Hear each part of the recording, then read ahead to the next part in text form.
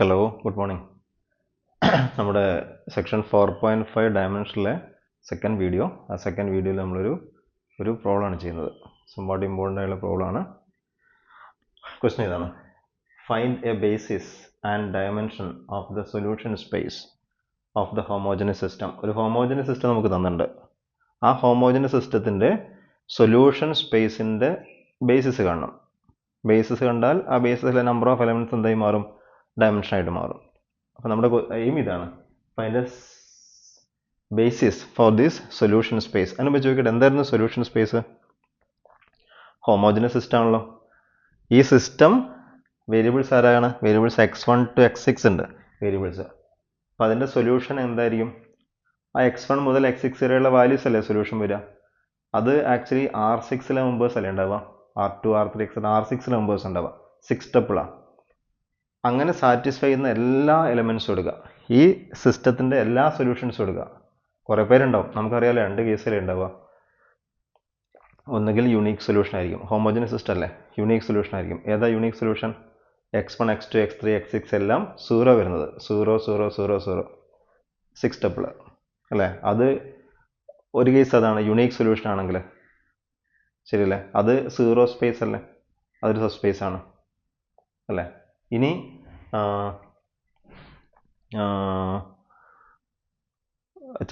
n greater than r ആണെങ്കിൽ നമുക്ക് എന്താ അറിയാം? ഇൻഫൈനൈറ്റ് നമ്പർ ഓഫ് സൊല്യൂഷൻസ് ഉണ്ടാവും. അപ്പോൾ ഇതിൻ്റെ സൊല്യൂഷൻ നിങ്ങൾ കാണുമ്പോൾ,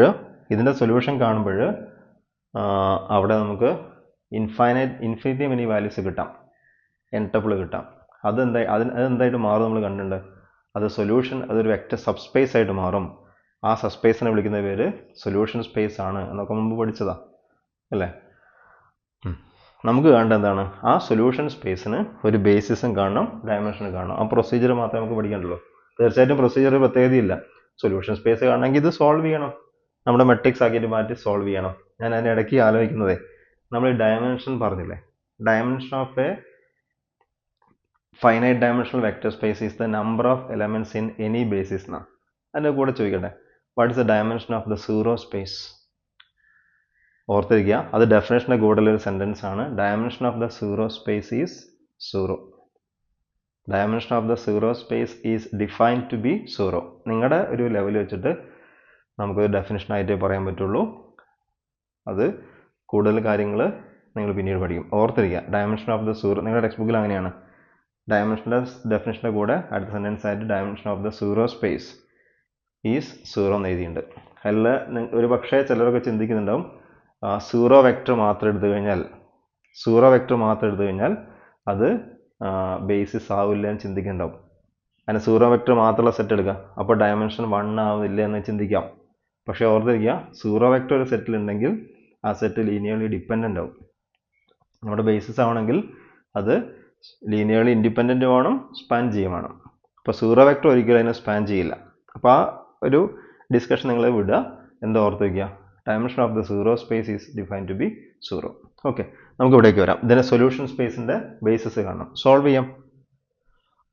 വാട്ട് ആർ ദ കോഎഫിഷ്യൻസ്? 1 3 -2. ഇവിടെ x4 ഇല്ലാത്തതുകൊണ്ടാണ് ഗ്യാപ്പ് ഇട്ടത് കേട്ടോ. ടെക്സ്റ്റ് ബുക്കിൽ അങ്ങനെ തന്നെയാണ്. ക്വസ്റ്റിൽ അങ്ങനെ വരാൻ സാധ്യത കുറവാണ്. 0 2 0. x4ൻ്റെയും x6ൻ്റെയും പൊസിഷനിൽ 0 കൊടുത്തിട്ടുണ്ട്.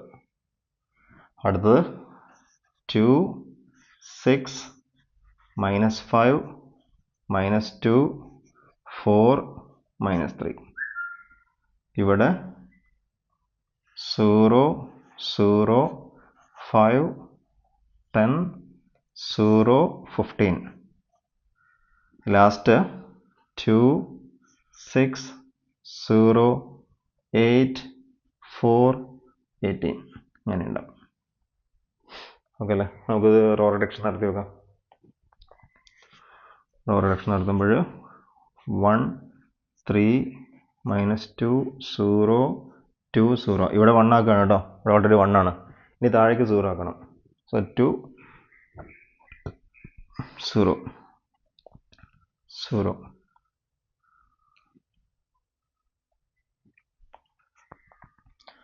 ഇവിടെ 2 കൊണ്ട് മൾട്ടിപ്ലൈ ചെയ്യാം. -4.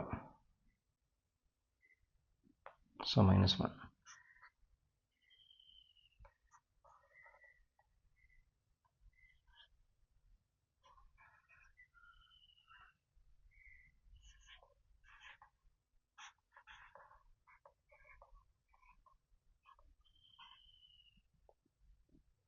2 0 2 0 4 8 0 18 2 2 minus 2 0 0 4 8 0 18 ഓക്കെ അല്ലേ. ഇനി ഇവിടെ 1 ആക്കണം. ഇവിടെ 1 ആക്കാൻ ത്രൂ ഔട്ട് ഒരു -1 മൾട്ടിപ്ലൈ ചെയ്താൽ മതി. ഞാൻ ഇവിടെ തന്നെ ചെയ്യുന്നത്. ത്രൂ ഔട്ട് ഒരു ഇതുകൊണ്ട് മൾട്ടിപ്ലൈ ചെയ്തു, -1 മൾട്ടിപ്ലൈ ചെയ്തു. ഇനി താഴേക്ക് എന്ത് വരണം? ഇനി താഴേക്ക് ഇതിൻ്റെ താഴേക്ക് 0 ആക്കണം. താഴേക്ക് 0 ആക്കുമ്പോൾ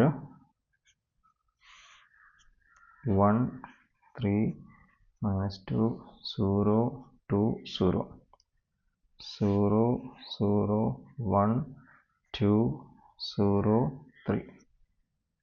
ഇനി ഇവിടെ 0 വരുന്നുണ്ട്. 5 കൊണ്ട് മൾട്ടിപ്ലൈ സബ്ട്രാക്ട് ചെയ്യാം. 0 0 0 5. ഇവിടെ 5 1 ഇവിടെ 10 0 0.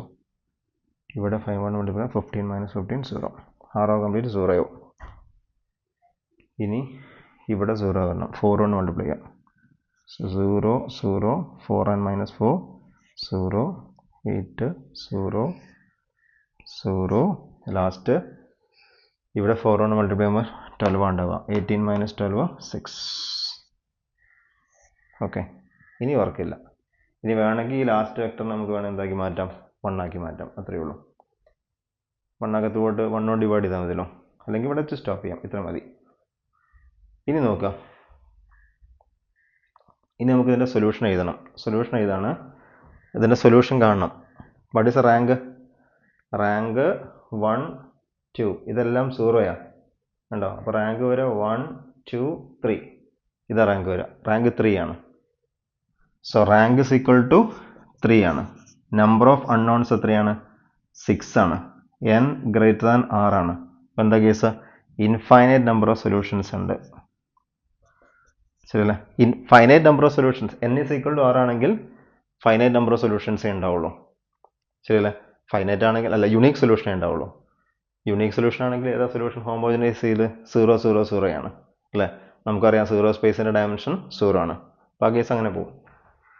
ഇവിടെ ഇൻഫൈനൈറ്റ് നമ്പർ ഓഫ് സൊല്യൂഷൻസ്. അപ്പോൾ സൊല്യൂഷൻ കാണാൻ നമ്മൾ ചെയ്യുന്ന ടെക്നിക്ക് എന്താണ്?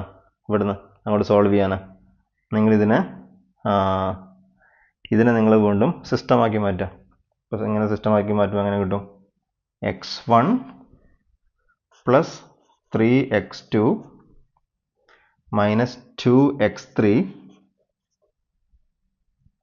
പ്ലസ് ഇവിടെ എന്താ വരിക? 0x4 എന്നുണ്ടാവും കേട്ടോ. അത് വേണ്ട, എഴുതുന്നില്ല. 0x4 എഴുതുന്നില്ല. പ്ലസ് 2x5 പ്ലസ് 2x5 = 0 വരും. അടുത്തതിലേക്ക് എഴുതുമ്പോൾ നമുക്ക് എന്താ കിട്ടുക? x3. അടുത്തതിൽ നമുക്ക് കിട്ടുക x3 പ്ലസ് 2x4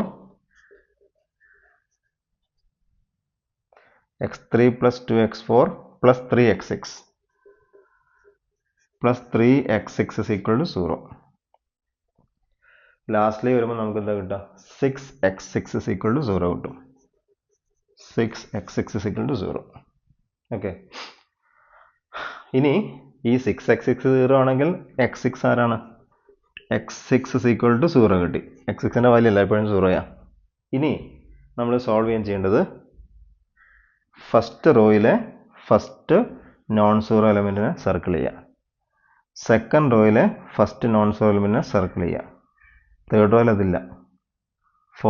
ലാസ്റ്റ് റോയിലെ ഫസ്റ്റ് നോൺ സീറോ എലമെൻറ്റിനെ സർക്കിൾ ചെയ്യുക.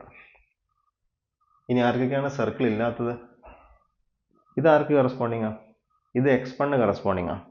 ഇത് x3 കറസ്പോണ്ടിങ് ആണ്. ഇത് x6 കറസ്പോണ്ടിങ് ആയിട്ടുള്ള. അപ്പോൾ ആർക്കൊക്കെയാണ് സർക്കിൾ ഇല്ലാത്തത്? x2 സർക്കിൾ ഇല്ല. അപ്പോൾ x2 ആർബിട്രറിയാണ്. അപ്പോൾ x2 നമുക്ക് എന്ത് പേര് വിളിക്കാം? x2 = r എന്ന് വിളിക്കാം. x3 സർക്കിൾ ഉണ്ട്.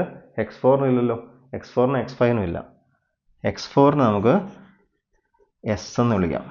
x5 നമുക്ക് t എന്നും വിളിക്കാം. ഈ സർക്കിൾ ഇല്ലാത്ത ആൾക്കാരൊക്കെ നമുക്ക് ഏത് വാല്യൂം കൊടുക്കാം. അതാണ് പ്രത്യേകത. സർക്കിൾ ഉള്ള ആൾക്കാർക്കല്ല, സർക്കിൾ ഇല്ലാത്ത ആൾക്കാർക്ക്. x1 ഉണ്ട് അല്ല, അത് മൾട്ടിപ്ലൈ ചെയ്യുമ്പോൾ x1ൻ്റെ പൊസിഷനല്ലേ വരിക. ഇത് x3ൻ്റെ പൊസിഷനിലാണ്. ഇത് x6ൻ്റെ. അപ്പോൾ ഇല്ലാത്ത ആൾക്കാർ x2 x4 ആൻഡ് x5 ആണ്.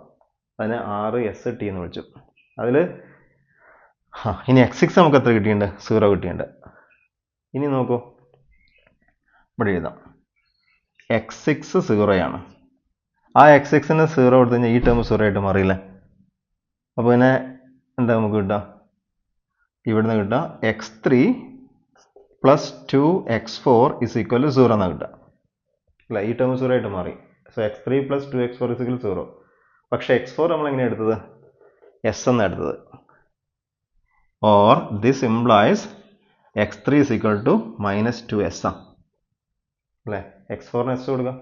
അപ്പോൾ ഇത് പ്ലസ് 2s ഇസ് ഈക്വൽ 0 എന്നല്ല, or x3 is equal to minus 2s ആണ്. അപ്പോൾ നമുക്ക് ഏതൊക്കെ കിട്ടി നോക്കിയാൽ x3 മൈനസ് 2s ആണ്, x4 s ആണ്, x5 t ആണ്, x6 0 ആണ്, x2 r ആണ്. ഇനി ഏതാ കിട്ടേണ്ടത്?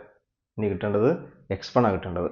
അപ്പോൾ x1 ആയി, x2 ഇവിടെ ഉണ്ട്, x3 കിട്ടി, x4 x5 x6 0 ആണ്. ഇനി x1 കൂടെ കിട്ടിയാൽ മതി. x1 കിട്ടാൻ ഇവിടെ നോക്കാം. Now x1 plus 3x2, x2 ആരായിരുന്നു? r. So 3r minus 2x3. So minus 2x3 ആരാ? മൈനസ് 2s ആ. ആ മൈനസ് 2s ഇവിടെ കൊടുത്താൽ എന്തായി മാറും? പ്ലസ് 4s ആയിട്ട് മാറും. Plus 4s plus 2x5. x5 ആരാ? t ആ. So plus 2x5 2t is equal to 0 കിട്ടും. Or x1 is equal to minus 3r minus 4s minus 2t കിട്ടും. ഓക്കെ അല്ലേ? അപ്പോൾ നമുക്ക് ഇപ്പോൾ സൊല്യൂഷൻ ആയിട്ടുണ്ട്. x1 വാല്യൂ കിട്ടിയിട്ടുണ്ട്, x2 വാല്യൂ ഇവിടെ ഉണ്ട്, x3 വാല്യൂ ഇവിടെ ഉണ്ട്, x4 ഇവിടെ ഉണ്ട്, x5 ഇവിടെ ഉണ്ട്, x6 ഇവിടെ ഉണ്ട്. അപ്പോൾ നമുക്ക് സൊല്യൂഷൻ ആയിട്ടൊന്ന് എഴുതി നോക്കാം. സൊല്യൂഷൻ ആയിട്ട് എഴുതുമ്പോൾ so x1 x2 x3 x4 x5 x6 is equal to, അല്ല ആരാ x1? x1 ഇതാണ്, minus 3r minus 4s minus 2t. x1.